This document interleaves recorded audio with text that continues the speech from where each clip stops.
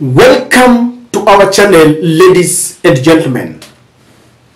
The leaders of the Kenya Kwanza government have been on a constant scrutiny because their behavior sometimes are found very wanting.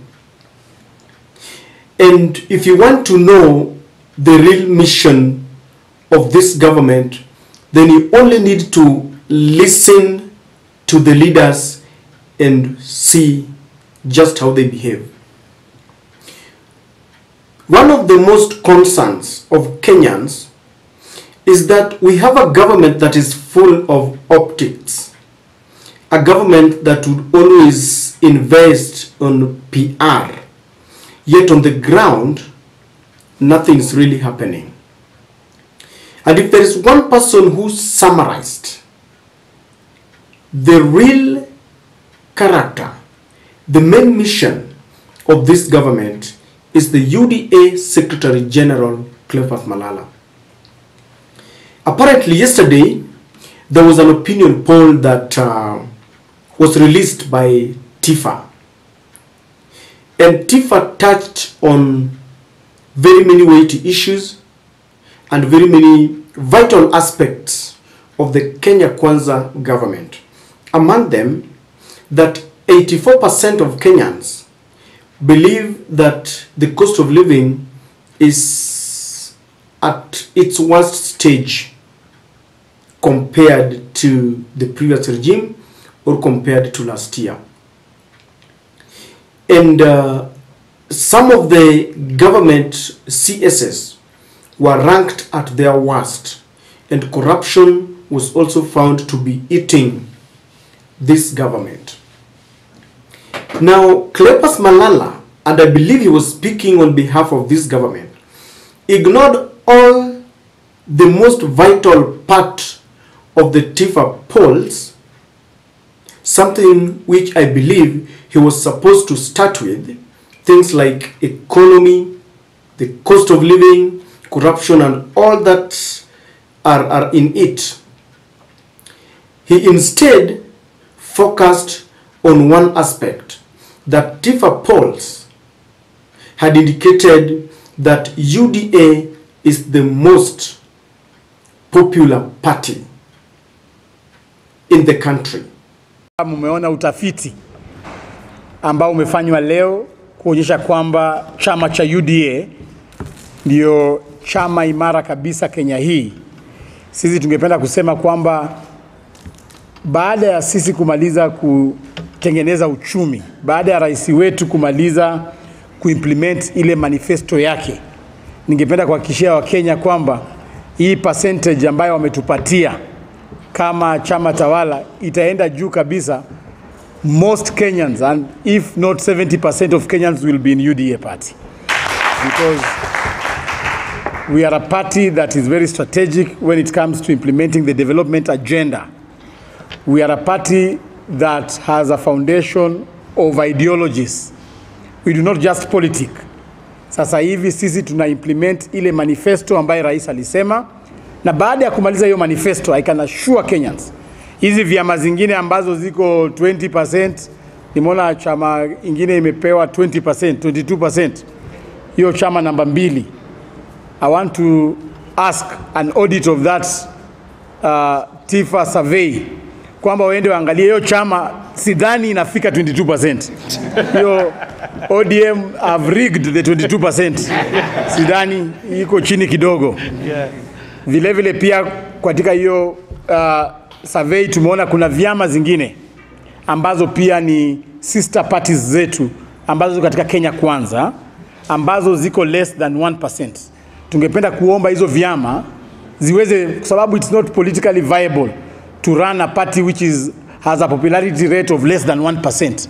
Wafunge hizo vyama, wakuje tukue na chama moja strong, chama cha UDA.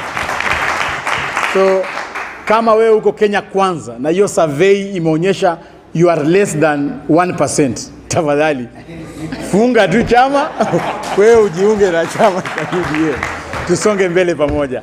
Number one, Malala is saying that when William Ruto shall have rectified the economy and that the economy shall be improved, then everyone will be in UDA party.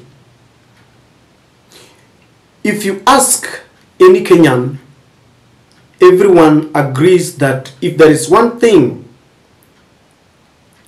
that has been a thorn in the flesh that William Ruto will not be able to change, is changing of the economy. It can only change to the worst. It cannot change. It cannot improve. We are all in this country, and we know that to start with, if William Ruto was very serious about improving our economy, subsidies should have not been removed because those subsidies were meant to cushion Kenyans from the high cost of living. We understand that if William Ruto was serious about improving our economy, then he wouldn't have imposed taxes on fuel products and all the other punitive taxes, including the housing levy. So we are not economists, but you don't need a rocket science to understand that this government is not serious about improving our economy. If there was seriousness about building our economy, we wouldn't have been waking up to shocking news like the corruption and the deals that are being made in the petroleum G2G deal, and all the deals that are in the edible oil. So on that, we don't even want to talk about it, because even the government itself, the other day, Rigathi Gachagua said that they are overwhelmed, and he was inviting people who've got some knowledge on how to run the economy to help them. So that cannot happen. Number two, the other thing that he said that is really worrying is that this government is serious. This is this government and the party, the UDA party, does not politic. They concentrate so much in building the economy and running the government. Surely, who does not know that this government in place started campaigning 1 year before election, and when they got to power, they continued politicking? You would wonder, between Kenya Kwanza, or basically UDA, and ODM or Azimio, which party is opposition? Because when you look at people like Ndindi Nyoro, people like Kimani Chungwa, even the deputy president, not leaving behind the president himself, they are busy campaigning for 2027. In fact, 2022 is gone, and they don't care about what will be happening next. All they care about is 2027. And so for Malala to tell us that they are busy, that they are not, politicking, it is a lie. But leave that aside. There is a kind of exuberance in this government that shocks everyone, because an opinion poll ranked them, above every other party. That is an excitement to them. Instead of dealing with the real issues, they call a press conference. You can imagine a government that is heading citizens that are grappling with very many economic challenges.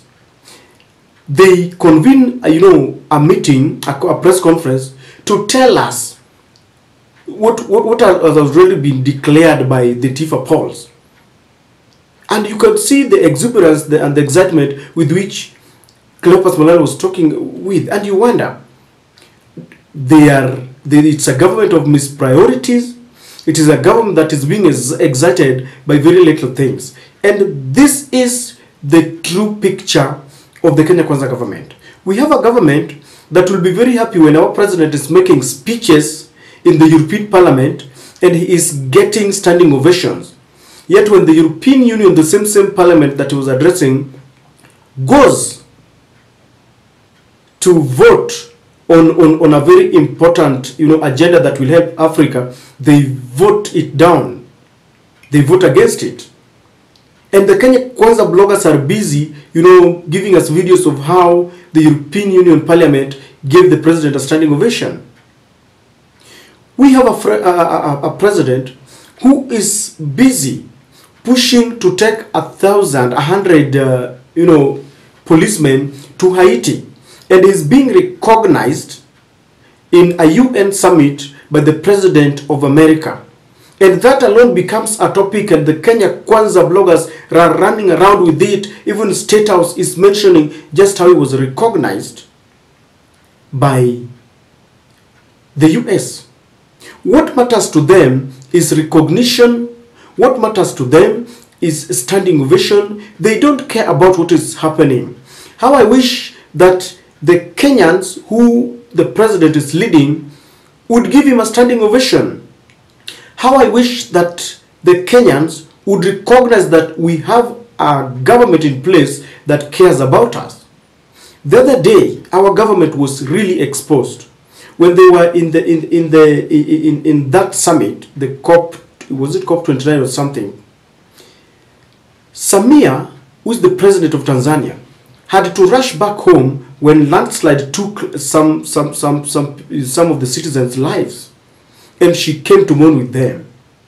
When William Ruto invited the Tanzanian authority to come and celebrate with us our Jamhuri Day, Samia indicated that she was still in the country because of the natural disaster that had taken place.